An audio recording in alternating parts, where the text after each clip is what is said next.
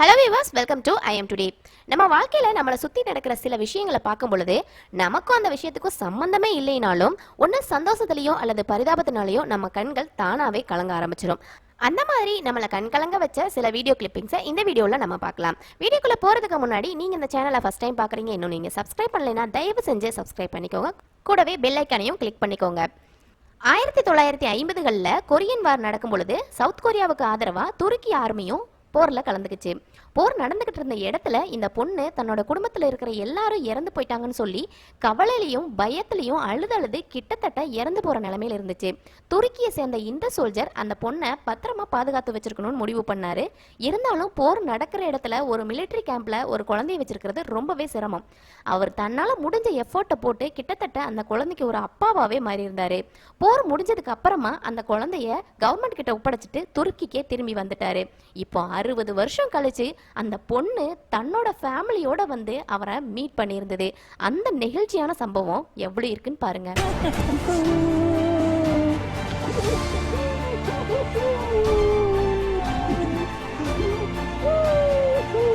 அந்த பொண்ணு தனக்கான ஒரு வாழ்க்கையையும் தனக்கான ஒரு குடும்பத்தையும் அமைச்சுக்கிறதுக்கு ஒரே காரணம் இரக்கமும் கருணையும் கொண்ட இந்த சோல்ஜருடைய நல்ல மனசுதான். இரண்டாம் உலக போரோட ஆரம்பங்கள்ல ஜெர்மனியுடைய நாசி படைகள் யூதர்களை இனப்படுகொலை செஞ்சாங்க. அந்த படுகொலையில தப்பிச்சு போனவர் தான் இவரு.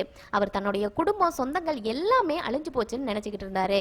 ஆனா ரொம்ப வருஷங்கள் கழிச்சு தன்னுடைய கடைசி சொந்தத்துல ஒருத்தர் மீதி இருக்காருன்னு தெரிஞ்சு அவரை மீட் பண்ண வந்திருந்தாரு. அவர் யாரும் இல்ல, அவருடைய கடைசி தம்பியோடைய மகன் தான் அவரு. அவரை பார்த்த உடனே சொன்னாரு, நான் இந்த உலகத்துல தனி இல்லை, எனக்குன்னு ஒரு சொந்தம் இருக்கு அப்படின்னு சொல்லியிருந்தாரு.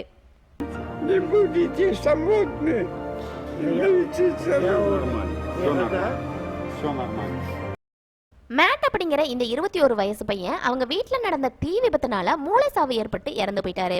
அவங்களோட ஃபேமிலி இந்த பையனுடைய ஹார்ட்டை டொனேட் பண்ணியிருந்தாங்க. இந்த ஹார்ட்டை ரிசீவ் பண்ணிக்கிட்டவரை இவங்க ஃபேமிலி ரொம்ப நாள் கழிச்சு கண்டுபிடிச்சு அவரை மீட் பண்ணவும் போயிருந்தாங்க. அவரை மீட் பண்ண போயிருந்தப்ப அந்த பையனோட இதய துடிப்பை இவர் மூலியமா அவங்க கேட்டாங்க. அந்த சம்பவம் பார்க்குற எல்லாரையுமே கண்கலங்க வச்சிருந்தது. பிறக்கும் போதே யாரும் குற்றவாளியா பிறக்கிறதில்ல. சந்தர்ப்பமும் சூழ்நிலையும் தான் ஒரு மனுஷனை குற்றவாளியாக்குது. குற்றவாளியா நின்றுகிட்டு இருந்த இவரை ஜட்ஜு அடையாளம் கண்டுபிடிச்சிட்டாங்க.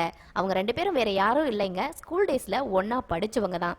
அடையாளம் கண்டுபிடிச்சது மட்டும் இல்லாம அவரை பத்தி எல்லார்கிட்டையும் இந்த ஜட்ஜ் ஷேர் பண்ணியிருந்தாங்க. என்னன்னு சொல்லியிருந்தாங்கன்னா, ஸ்கூல் டேஸ்ல இவர் ரொம்ப டேலண்டான ரொம்பவும் ஸ்வீட்டான ஒரு பர்சன்னும் அவர் கூட நான் நிறைய விளையாண்டுருக்கேன், நிறைய ஷேர் பண்ணியிருக்கேன் அப்படின்னு எல்லார்கிட்டையும் சொன்னாங்க. அதை கேட்ட அவரு தன்னுடைய குற்ற உணர்ச்சியினால கதறி அழுக ஆரம்பிச்சிட்டாரு கோர்ட்லயே. ரியோ ஒலிம்பிக்ஸ்ல ஐஸ் ஸ்கேட்டிங்ல 3rd பிளேஸ் வந்திருந்த இந்த பொண்ணுக்கு பிரான்ஸ் மெடலுக்கு பதிலாக கோல்டு மெடலை கொடுத்திருந்தாங்க. ஆனா அந்த பொண்ணு பெருசா எதுவும் ரியாக்ட் பண்ணிக்காத ரொம்ப சாமிங்கா ஃபர்ஸ்ட் பிளேஸ் வந்தவங்களுக்கு அந்த கோல்டு மெடலை திருப்பி கொடுத்திருந்தாங்க. ரொம்பவும் ஸ்போர்ட்டிவான மென்டாலிட்டி இல்ல. பார்வையில்லாத தன்னோட ஃப்ரெண்டும் ஃபுட்பால் மேட்சை என்ஜாய் பண்றதுக்காக ஸ்பெஷல் சைன் லாங்குவேஜை யூஸ் பண்ணி லைவா ஃபுட்பால் மேட்சை எக்ஸ்பிளைன் பண்ணிட்டு இருந்தாரு இவரு. அவங்களுடைய ஃபேவரட் டீம் கோல் போட்ட உடனே அவருடைய சந்தோஷத்தை மட்டும் பாருங்க. 2016 ஒலிம்பிக்ஸ்ல சைக்கிள் ரேஸ்ல பிரேசிலை சேர்ந்த ஃபிளேவியா ஒலிவியாரா அப்படிங்கிற இந்த பொண்ணு 7வது இடத்தை பிடிச்சிருந்தாங்க. அது ஒரு நல்ல பிளேஸ் தான். ஈவன் பிரேசிலை சேர்ந்த யாரும் இதுவரையிலும் அந்த இடத்த கூட பிடிச்சதில்ல. ஆனா அதை கொண்டாடுறதுக்கோ ஈவன் அவங்கள தேத்தி விடுறதுக்கோ என்கரேஜ் பண்றதுக்கோ யாருமே அங்க இல்ல. அவங்க மட்டும் தனியா இருந்தாங்க. ஈவன் பிரேசிலை சேர்ந்த சைக்கிளிக் ஃபெடரேஷன் மெம்பர்ஸ் கூட அங்க இல்ல. ஆனா கடைசியா அந்த பொண்ணுடைய கசின் ஓடி வந்து அவங்களை எப்படி என்கரேஜ் பண்ணி கொண்டாடி இருந்தாருன்னு பாருங்க.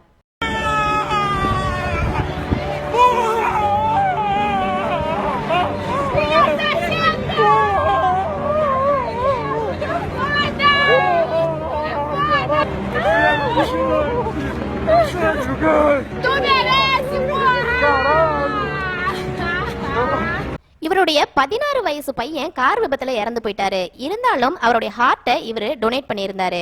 அந்த ஹார்ட்டை ரிசீவ் பண்ணிக்கிட்டவங்க இவருடைய அட்ரஸ்க்கு ஒரு டெடி பியரை கிஃப்ட் அனுப்பியிருந்தாங்க. அந்த டெடி பியருக்குள்ள இவர் பையனுடைய ஹார்ட் பீட்டை ரெக்கார்ட் பண்ணி அனுப்பியிருந்தாங்க.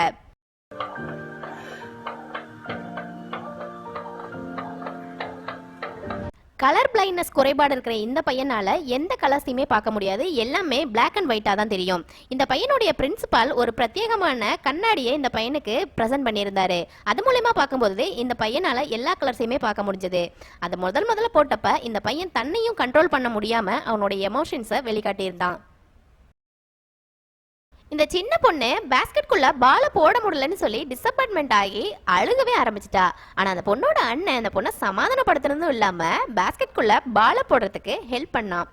அந்த பேஸ்கெட்குள்ள பால போட்டோனையும் அந்த பொண்ணு எவ்வளவு சந்தோஷமா அழுகிறத விட்டுட்டு சிரிக்க ஆரம்பிச்சிட்டா. இந்த குழந்தைக்கு சின்ன வயசுல என்ன ஒரு மெச்சூரிட்டி அண்ட் கேரிங் பாருங்க. இந்த குழந்தை கன்ஜெனிட்டல் லிம்ப் டிஃபரன்ஸ் அப்படிங்கிற ஒரு குறைபாட்டினால பாதிக்கப்பட்டிருந்தது. அதாவது பிறந்ததிலிருந்தே ஒரு கை பாதி வளர்ச்சி அடைந்த மாதிரி தான் இருக்கும்.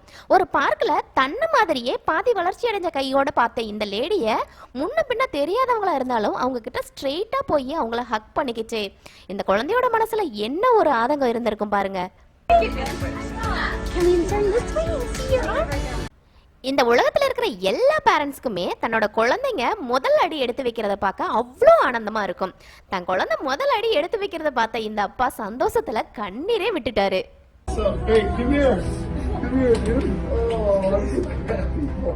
பிரேசில்ல ஒரு ட்ரெடிஷன் இருக்கு. தன்னுடைய பர்த்டே கேக்கோடைய ஃபர்ஸ்ட் போர்ஷனை தனக்கு ரொம்ப பிடிச்சவங்களுக்கு தான் கொடுப்பாங்க. பர்த்டே கொண்டாடின இந்த பையன் இந்த கேக்கோடைய ஃபர்ஸ்ட் போர்ஷனை தன்னுடைய தம்பிக்கு கொடுத்த உடனேயும் அவன் சந்தோஷத்துல எப்படி அழுகுறான் பாருங்க. Que foi, amor? Ficou emocionado.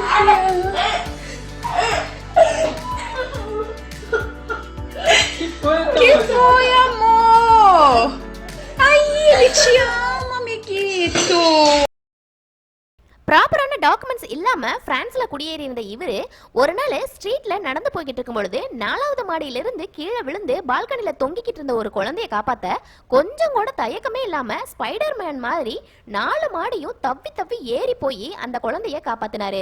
இந்த வீடியோ சோசியல் மீடியாக்குள்ள ரொம்ப வைரல் ஆச்சு. ரியல் லைஃப்ல பார்த்த ஸ்பைடர் மேன் எல்லாருமே பாராட்டினாங்க. இந்த வீடியோவை பிரான்ஸோட பிரசிடென்ட் பார்த்துட்டு இவரை நேர்ல கூப்பிட்டு பாராட்டினதோட இல்லாம இவருக்கு பிரான்ஸோட சிட்டிசன்ஷிப்பும் கொடுத்திருந்தாரு. தெருவில் நடந்துகிட்டு போய்கிட்டு இருக்கும் பொழுது திடீர்னு ஆலங்கட்டி மழை பெய்ய ஆரம்பிச்சதுனால பேனிக்கான இவங்களை தன்னுடைய கடைக்குள்ள கூப்பிட்டு உட்கார வச்சார். இவரு மனுஷங்களை மட்டும் இல்லைங்க, அங்கிருந்த ஒரு புறாவுக்கும் வழி விட்டு தன்னோட கடையில இடம் கொடுத்திருந்தாரு. நைஜீரியாவில் ஆர்ஃபனேஜ் ஹோம்ல இருந்த இந்த குழந்தைக்கு ஒரு பொம்மையை கிஃப்டா கொண்டுட்டு போயிருந்தார் இவரு. கண்களை மூட சொல்லி கண்ணை திறந்த உடனேயும் இந்த பொம்மையை பார்த்துட்டு அந்த குழந்தைய எப்படி ரியாக்ட் பண்ணுது பாருங்க. Çok sevindin mi?